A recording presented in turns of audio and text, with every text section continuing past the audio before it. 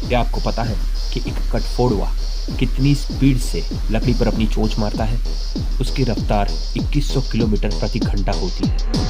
ये वृक्ष की छाल कुतरते हैं और उनके अंदर बसे हुए कीड़ों को खाते हैं। पहले ये चोंच मारकर उसमें छेद बनाते हैं, फिर उसी छेद में अपनी जीभ डालकर कीड़ों को बाहर लाके खा लेते हैं। पर कठफोड़वा इसी तरह चोंच मारकर बड़ा छेद बनाकर उसमें घोंसला भी बनाता है और ये इसी तरह के छेद अपने इलाके की घोषणा करने के लिए भी बनाते हैं। कठफोड़वा कारपेंटर बीज, लीफ कटर बीज, ग्रास बैगवॉर्म्स और उन लोगों के लार्वा और अंडों को बड़े चाव से खाते हैं।